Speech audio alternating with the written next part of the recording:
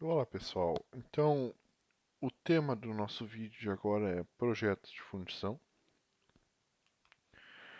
Então o objetivo do projeto é justamente produzir peças fundidas visando a combinação dos seguintes fatores: elevada qualidade, é o que a gente espera, né?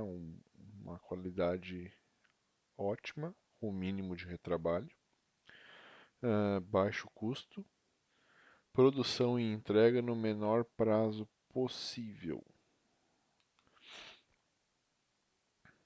Então, projeto de peças adaptadas ao processo de fundição. A gente tem alguns aspectos básicos que a gente tem que ter em mente.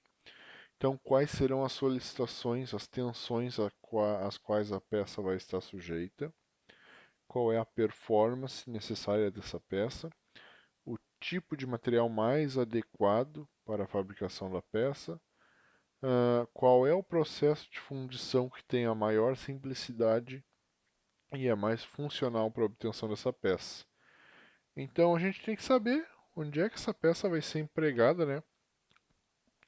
Que tipo de propriedades ela tem que ter para a gente definir qual é o tipo de material que é mais adequado para a fabricação dessa peça e também a gente ver qual é o processo de fundição que vai nos dar esse conjunto de propriedades, de características que essa peça tem que ter ao menor custo possível, né?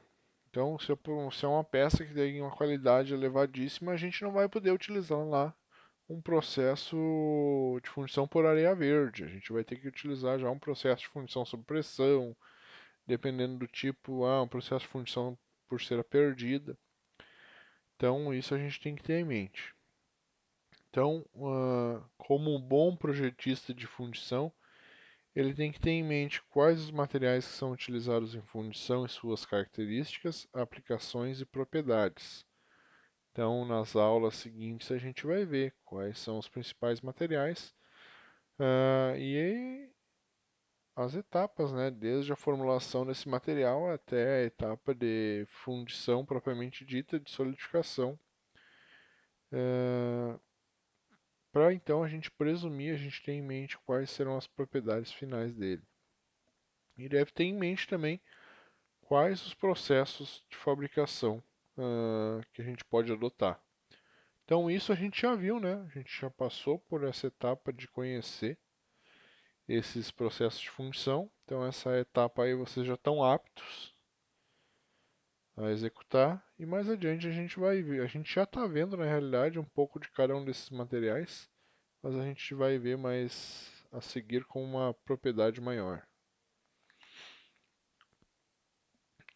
Então, os principais pontos a serem considerados antes de iniciar um projeto de fundição. Qual é a composição química do metal? Isso é muito importante para saber os pontos de fusão, o ponto de fusão, melhor dizendo, que esse metal ou a combinação desses metais tem.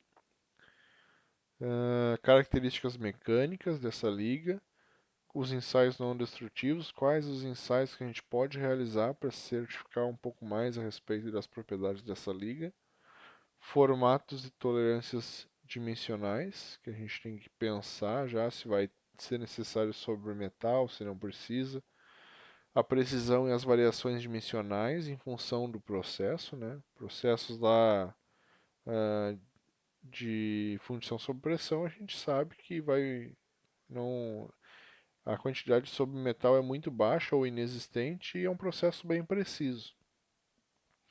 Quais vão ser as características superficiais que a minha peça tem que ter? Qual é a rugosidade dela?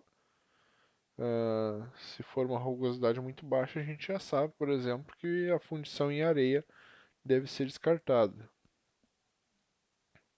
Quais os tratamentos térmicos que podem ser necessários nessa peça após a etapa de fundição?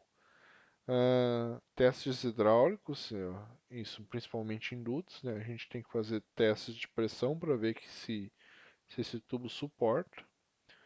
Padrões de recuperação, quais são as referências para usinagem, como é feito o processo de montagem dessas peças. Então, tudo isso deve ser pensado antes de iniciar um processo de fundição, para que a gente tenha então a adequação do melhor processo para aquela necessidade, um melhor desenho, né, em função de como vai ser, se essa peça vai ser usinada ou não, o tipo de montagem que vai ser realizado posteriormente. Então a gente já tem que projetar a nossa peça para atender essas necessidades. Então, a primeira parte do projeto é os detalhes de forma em peças fundidas. Então, a gente já chegou a comentar um pouco, mas agora a gente vai reforçar alguns desses detalhes. Então, o primeiro detalhe é o ângulo de saída. Então, esses ângulos de saída eles são bem importantes. Primeiro, eles têm que estar orientados em função da linha de apartação. Que é essa linha de apartação? É a linha que divide o molde. Então, normalmente a gente utiliza moldes ali bipartidos e vai ser a linha divisória entre essas duas partes do molde. Esses ângulos de saída eles vão facilitar então a extração do modelo e evitando o rompimento do molde. Então, a gente tem que ter muito cuidado, principalmente quando a gente for utilizar a fundição em areia verde. Então, a gente falou lá que a areia ela tem a capacidade de se colapsar, né? E dependendo do ângulo, essa areia acaba colapsando, acaba quebrando no momento que a gente retira o modelo. Isso aí não é o ideal. Então, a gente tem que pensar nesses ângulos de saída, principalmente para evitar esse processo aí de quebra do modelo, do molde, desculpa. Outra questão que a gente tem que pensar na questão da forma são os arredondamentos. Principalmente a gente comentou já sobre os cantos vivos, que eles eram grandes concentradores de tensão. Então a utilização desses arredondamentos vão evitar justamente esses concentradores de tensão e vão reduzir então a tendência à formação de pontos quentes. Então aqui é um exemplo, uma peça cheia de cantos vivos ali, que no momento da sua retirada, parte da areia foi retirada junto com a peça. Agora imaginem a gente vazar ali qualquer metal líquido que for, qual vai ser o acabamento que essa peça vai ter depois de desmoldar. Vai ter um acabamento muito pobre, a gente vai ter que executar etapas ali de usinagem. Se não tiver preenchido, vai ter que fazer algum enchimento, alguma soldagem. Ou no caso extremo desse, quando vê, a gente tem que até descartar essa peça. Então na segunda imagem ali, na imagem B, isso já é diferente, né? A gente tem ângulos de saída melhor projetados. Então a gente vai evitar que essa areia acabe se quebrando e acabe gerando uma quantidade de defeitos ali. Então aqui a gente tem alguns exemplos, né? A figura mais esquerda é um exemplo incorreto ali de ângulo de saída. Então a gente tem ângulos retos ali, embora tenha alguns raios nas extremidades, eles têm ângulos retos. No momento que a gente for retirar esse modelo da areia, ele vai acabar quebrando a areia. E já no segundo exemplo ali, no exemplo à direita, a gente já tem esses ângulos de saída com pelo menos 3 graus. E isso então vai facilitar a extração desse modelo do molde de areia. Outra coisa que a gente comentou também que eram as linhas de apartação, né? O ideal é a gente ter linhas de apartação reta, então essas linhas divisórias devem ser retas, reduzindo então os custos na parte de modelação e também na parte final, e também reduzindo a probabilidade de defeitos no momento de manipulação desses moldes. Então vamos agora a um conjunto de regrinhas para o projeto de peças fundidas. Então a gente vai chamar isso de os 10 mandamentos do projetista de fundição. Então, alguns aspectos que a gente tem que considerar. As contrações no estado líquido, na solidificação e no estado sólido, né? Isso a gente já comentou lá na aula de introdução, que existem três momentos em que o metal pode contrair. As tensões decorrentes da solidificação e do resfriamento, os aspectos dimensionais e de geometria das peças. Então, primeiro mandamento: devemos compensar ou atenuar os efeitos da contração volumétrica durante a solidificação. Então, normalmente a gente tem que projetar essas peças para que ela tenha uma solidificação dirigida. Então, a gente deve direcionar, indicar para essa peça como ela deve solidificar. Isso a gente vai fazer em função das zonas de contato, das zonas de resfriamento, que é toda a região do molde que está em contato então com a atmosfera externa. Então a gente tem ali no primeiro caso um aumento de seção ali, né? E esse aumento de seção ele acabou gerando ali um rechupe, né? Durante a contração formou um vazio, a região do núcleo ali solidificou por último e acabou formando um vazio em função dessa contração. Já no segundo exemplo ali, a gente não tem grandes alterações dessas dimensões de alargamento e a gente tem então uma solidificação dirigida, evitando a presença de alguns tipos de defeito. Então aqui alguns exemplos de otimização no projeto de uma peça fundida. Primeiro exemplo ali a gente tem uma junção com concentração de massa, né? Então a gente tem um ponto recebendo três vias diferentes, a concentração de muita massa naquele ponto ali, e essa concentração pode acabar durante o processo de contração formando o rechupe. Já no segundo caso, no desenho melhorado, a gente tem então uma redução de massa nessa região da junção. Então, segundo mandamento: evitar cantos vivos e variações abruptas de seção. Então, aqui a gente tem alguns exemplos do que são os projetos inadequados e os projetos melhor adequados.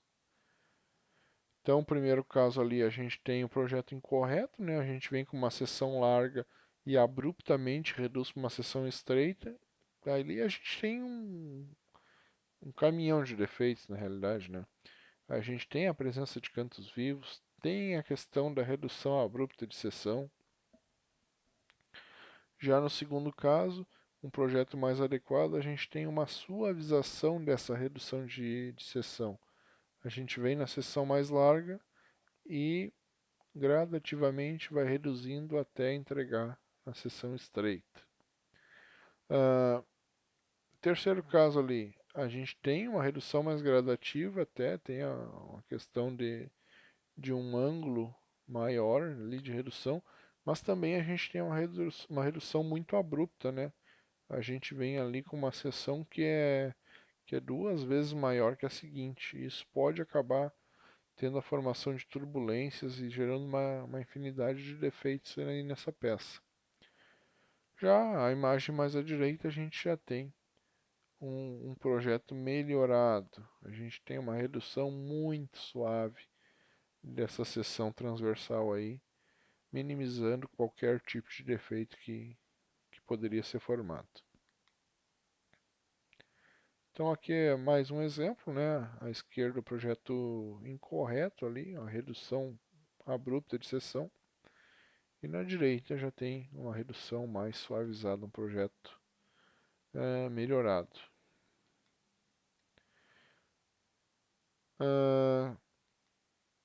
Então ainda dentro do 2, evitar cantos vivos e variações abruptas, que a gente comentou ali, né? Então substituir ângulos e cantos vivos por raios de concordância, isso a gente já havia comentado na aula de introdução. Então, projetos inadequados vão resultar em fragilidades estruturais localizadas ou então nos rechupes. Então, a gente tem ali uh, A, B e C, que são projetos inadequados ali. A gente tem ali nos cantos vivos a concentração de tensão e também a formação de pontos quentes. E isso pode gerar então concentradores de tensão que podem dar início à formação de trincas, o que é um caso extremamente catastrófico. Já num desenho melhorado ali, a gente não tem esses cantos vivos e tem a formação ali, o desenho de raios de concordância. Então são projetos otimizados de forma a assegurar maiores resistências e sanidade dos fundidos, melhor qualidade então das peças fundidas. Então ainda na parte do segundo mandamento, então a gente tem nesses cantos vivos pontos quentes, concentradores de tensão. Então a gente tem um caso aqui de uma junta em T. Então essa junta ali com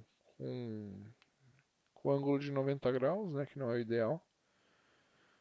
Já na segunda junta ali a gente tem um raio de concordância ali que remove esse ponto quente e concentração de tensão. Terceiro mandamento, aí vamos reforçar já o segundo, eliminar todos os cantos vivos. Então, através do uso de arredondamentos, raios de concordância, de nervuras, que vão apresentar três objetivos sobre o aspecto funcional. Primeiro, reduzir concentração de tensão na peça e em serviço, não só durante o projeto de fundição, mas também durante a vida útil dessa peça. Eliminar a ocorrência de trincas e de afundamentos superficiais em ângulos reentrantes. E o terceiro aspecto ali, tornar os cantos vivos mais fáceis de serem moldados e eliminar pontos quentes. Então ali, sempre à esquerda o projeto inadequado, a gente tem canto vivo, tem concentração de tensão, tem ponto quente e isso resulta em fragilidade estrutural. À direita, com o raio de concordância ali, a gente tem um projeto otimizado que acaba eliminando todos esses tipos de defeitos. Ali na imagem mais à esquerda também já tem um raio de concordância, porém é um raio de concordância pequeno, que ocasiona então um aumento da seção da junção e pode levar então à formação de rechupe ou algum tipo de fragilidade localizada. Já no segundo caso ali, a gente tem um raio de concordância maior, né, que aí já é um projeto mais adequado. E mais à direita, então, sob o ponto de vista da fundição, o raio de concordância não deve ultrapassar a espessura sobre 2. Então tem essa regrinha aí. O raio ele deve ser menor do que a espessura sobre 2. 4. Reduzir o número de seções que se encontram para formar junções. Então, um bom projeto de fundição deve evitar o encontro de várias seções numa mesma junção, porque isso também pode levar então à formação de pontos quentes.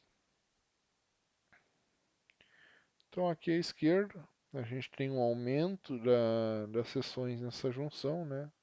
Tem 3 seções ali chegando naquela junção ali, o que pode formar esses pontos quentes. E também, ou no caso à direita, ali a gente tem 4 regiões se juntando, convergindo naquele ponto, pode aumentar o tempo local de solidificação. Isso pode gerar uma série de efeitos ali no momento da contração, desses rechupes. Então aqui, continuando, a gente pode fazer também a alternância de junções para otimização do projeto. Então a gente tem ali na figura mais à esquerda diversas regiões daquela peça onde a gente tem a formação dessas junções, né? Várias vias se encontrando numa só. Então, a gente pode evitar isso fazendo a alternância dessas junções. Então, na figura mais à direita, foi feita essa alternância e a gente evita, então, a formação dessas junções de massa aí.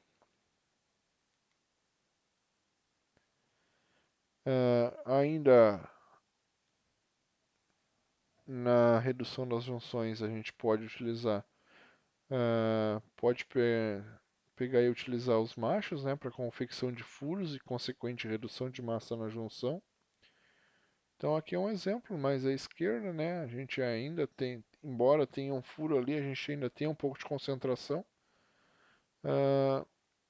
Em um projeto otimizado, a gente utiliza um macho maior ali e faz a utilização de uma junta do tipo anel, que aí evita a concentração de massa naqueles pontos. Então aqui são mais exemplos, à esquerda o que está incorreto e à direita a forma correta. Então a gente tem ali bem dizer, um canto vivo que dá a formação de pontos quentes. E no segundo caso a gente aumentou ali o raio de concordância ali e acabou eliminando esses pontos quentes. Mais exemplos. Caso à esquerda um ângulo raso ali, né? Um ângulo muito estreito. E no segundo caso a gente aumentou o raio de concordância e eliminamos então o ponto quente. Quinto mandamento: evitar o tensionamento da peça. Então, normalmente, peças onde tem uma variação nas taxas de resfriamento diferentes das seções entre uma seção e outra, podem dar então o surgimento das tensões.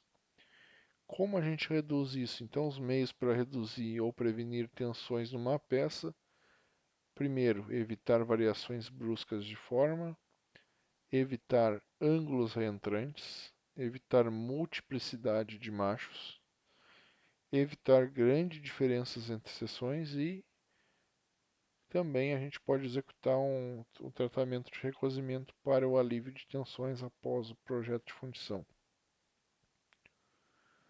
Então, nessas variações bruscas, evitando elas, a gente tem variações na direção de contração. E com a multiplicidade de macho, evitando a multiplicidade de macho, a gente expande sob o efeito do calor e restringe a contração livre da peça. Então aqui alguns casos, né, que a gente já comentou, cantos vivos, raios de concordância pequenos, reentrâncias na peça, o que causa a formação dessas tensões aí. Então os casos mais à esquerda, os casos incorretos, né? Incorreto,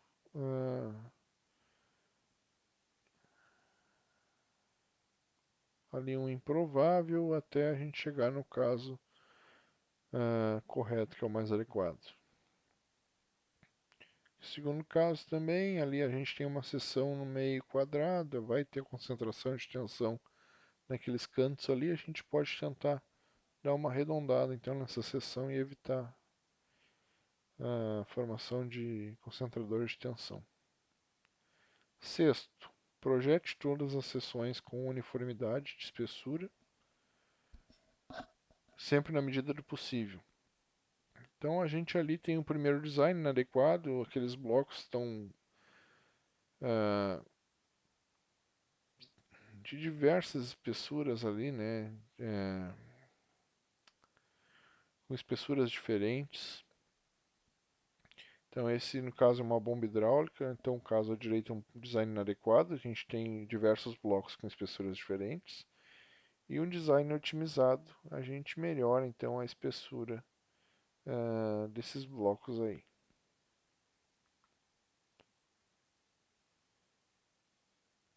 Mais um outro exemplo ali, um projeto inadequado, um design inadequado, a formação de poros ou pontos nessa junção, né, dessa argola, desse tubo com o pé. Pode dar ali a formação de rechupes, diferentes formadores de tensão. E aí, então, no caso mais à direita, a gente tem uma suavização melhor dos ângulos, uh, um melhor design na concentração de massa ali, em pontos que concentram massa, a gente tem um design mais adequado. 7. Manter uma certa proporcionalidade dimensional entre as paredes internas e externas. Então, o primeiro caso ali de cima, projeto inadequado, apresenta seções internas maiores que as externas. E no segundo momento ali a gente teve uma melhoria desse projeto com seções praticamente uniformes. 8. Saliências, ressaltos, asas não devem ser utilizados a menos que seja absolutamente necessário. Então, primeiro caso ali, um projeto incorreto com ressalto que causa um ponto quente. E no segundo caso ali, um projeto otimizado reduzindo a espessura na zona do ressalto e eliminando então o nosso ponto quente. Mais um exemplo aqui. A gente tem ali naquela tampa ali diversos ressaltos. E no segundo caso ali, uma melhoria desse design. É óbvio, né? Se a gente não tiver como fugir, a peça tenha que ter aqueles ressaltos. A gente não tem como fugir da fabricação dela. Mas sempre que possível a gente deve evitar então a presença desses ressaltos. Nono mandamento. Projete os fundidos utilizando nervuras e reforços para a obtenção de eficiência máxima. Então essas nervuras elas apresentam duas funções. A primeira é aumentar a rigidez da peça fundida e a segunda é reduzir o peso e concentrações de massa. Então esse é um fundamento da engenharia de projetos, então, que é o dimensionamento e o espaçamento correto entre as nervuras. Então, princípios ou regra para o dimensionamento dessas nervuras. Primeiro, dimensionar as nervuras com maior altura ou profundidade em relação à largura. Nervuras de compressão em compressão e que apresentam maior fator de segurança do que nervuras em tração. Então, normalmente nervuras que acabem gerando forças compressivas, elas vão ter uma maior segurança do que aquelas nervuras que gerem forças trativas no fundido.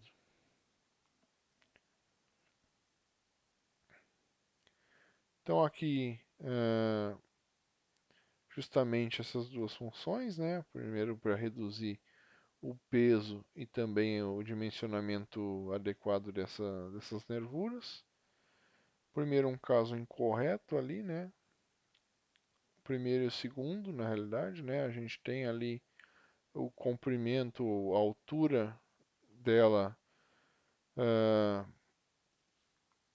bem maior do que a largura, né? E no terceiro caso ali, um caso correto ali, a gente tem uma melhor relação entre altura e largura. Então, primeiro ali, a questão dos cantos vivos também, já é um design incorreto. No segundo caso ali, a gente tem mais uma vez, né, a largura, a relação entre a altura e a altura incorreto. E no terceiro caso, sim, já é bem mais proporcional, né? A nervura ali com cerca de 0,8 em relação ao fundido ali da largura.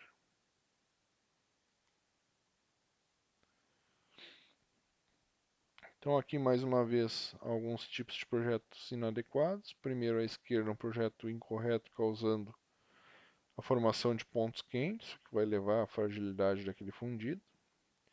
Segundo caso ali, um projeto um pouco melhor formatado evitando ângulos vivos, mas ainda está apresentando uma junção de 4 seções, que a gente viu que não seria o adequado. Então, o ideal ali, se a gente fizesse uma junção do tipo anel no centro, ou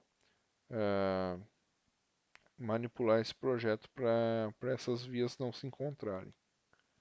Então, ali, como eu falei, né, o projeto mais adequado, uma junção do tipo anel, e um projeto ótimo ali, que seria um formato de favo de mel, onde as seções elas não se encontram e propiciam então condições de um resfriamento mais uniforme.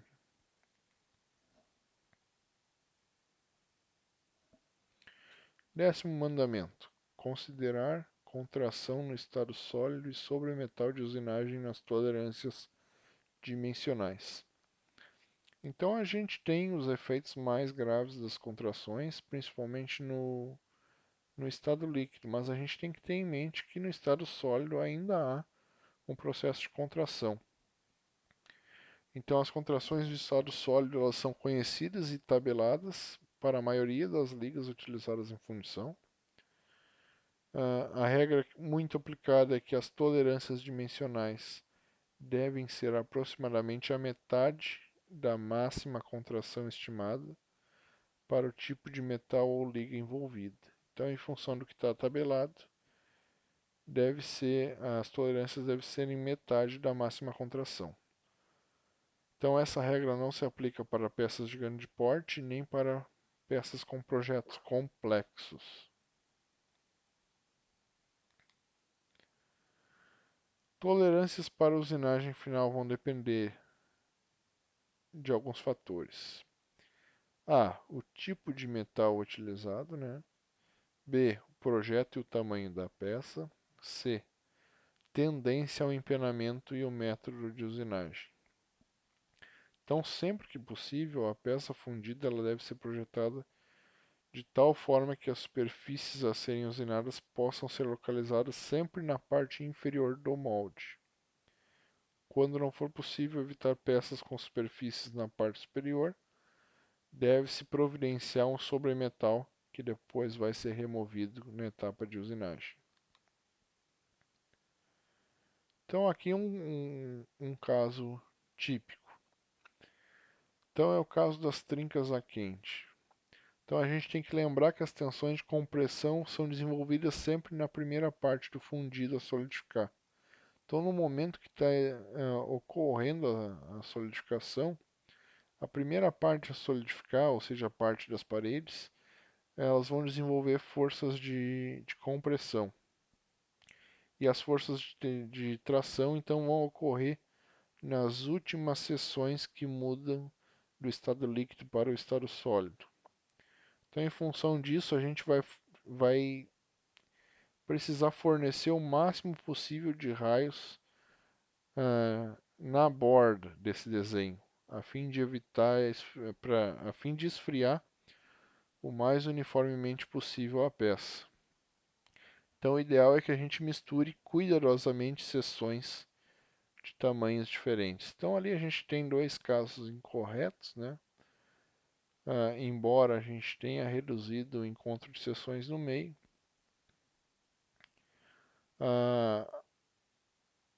a uniformidade dessas seções aí, a forma dos desenhos, a uniformidade desses desenhos acabam gerando um excesso de forças trativas, o que não é o ideal então na nossa peça. Então, com a utilização ali de raios curvos em função de retas, a gente tende a endireitar ligeiramente o nosso projeto, compensando assim os perigos da fissuração. Então, evitando os perigos das trincas a quente. Então, o ideal é usar um número ímpar de raios, e uma roda que tenha um número ímpar de raios não terá o mesmo esforço de tração direta ao longo dos braços do que uma roda com um número par de raios, e terá então maior resiliência do que tensões trativas. Bom, então, pessoal, essa é a primeira parte. É bom ter em mente os possíveis problemas que a gente tem em fundição e como uma simples melhoria de projeto a gente consegue evitar esse tipo de problema. Então, principalmente ali os cantos vivos, os concentradores de tensão, a formação daqueles pontos quentes, que são problemas bem graves. E aqui também em relação às trincas a quente. Então, uma peça ali, por exemplo, uma roda daquelas, o ideal é que a gente tenha ali maior número de raios ali, raios sempre, raios ímpares, e que também a gente tenha raios curvos a fim de gerar mais forças compressivas do que forças trativas e evitar então as trincas nessas peças. Por hoje a gente acaba esse vídeo, então na próxima aula a gente continua com o dimensionamento dos canais de descida e alimentação.